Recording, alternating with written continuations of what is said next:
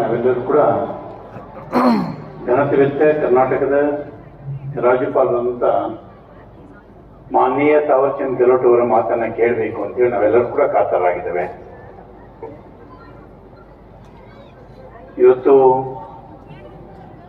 ಸಿದ್ಧಗಂಗೆಗೆ ಬರುವಂತ ಒಂದು ಭಾಗ್ಯ, ಸಿದ್ಧಗಂಗಾ ಶ್ರೀಗಳ ಈ ಪುಣ್ಯ ಸ್ಮರಣೆಯಲ್ಲಿ ಪಾಲ್ಗೊಳ್ಳುವಂತ ಒಂದು ಭಾಗ್ಯ. ಈ ಗಂಗೆಯಲ್ಲಿ ಮೀಯುವಂತ ಬಹಳ ಮುಖ್ಯ ಉದ್ದೇಶ ಏನು ಅಂದ್ರೆ ಧನದೋಷ ಮತ್ತು ಮನದೋಷ, ಶಾರೀರಿಕ ದೋಷಗಳು ಮತ್ತು ಮಾನಸಿಕ ದೋಷಗಳು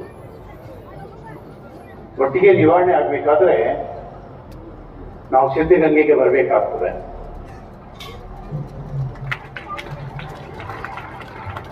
ಆ ಔಷಧಿ ಇರೋದು ಇಲ್ಲೇನೆ, ನಾಡಿನಲ್ಲಿ 2 ಬೆಟ್ಟಗಳು, ಔಷಧಿಯ ಬೆಟ್ಟಗಳು, ಔಷಧಿಯ ವನಗಳು. ಒಂದು ಸಿದ್ಧಗಂಗಾ ಬೆಟ್ಟ, ಇನ್ನೊಂದು ಕಪ್ಪತ್ತ ಗುಡ್ಡ. ಅದರ ಮೇಲೆ ಸಿದ್ಧಗಂಗೆ ಇದ್ದಾಳೆ, ಅವಳ ಗುಪ್ತ ಗಂಗೆ ಕೂಡ. ಆ ಗಂಗೆಯ ವರಪುತ್ರ, ಶಿವನ ವರಪುತ್ರ, ತ್ರಿವಿಧ ದಾಸೋಹಿ, ಪದ್ಮಭೂಷಣ, ಕರ್ನಾಟಕ ರತ್ನ, ಪ್ರಣವ ಸ್ವರೂಪಿ ಪರಮ ಪೂಜನೀಯ ಶಿವಕುಮಾರ ಮಹಾಸ್ವಾಮಿಗಳು.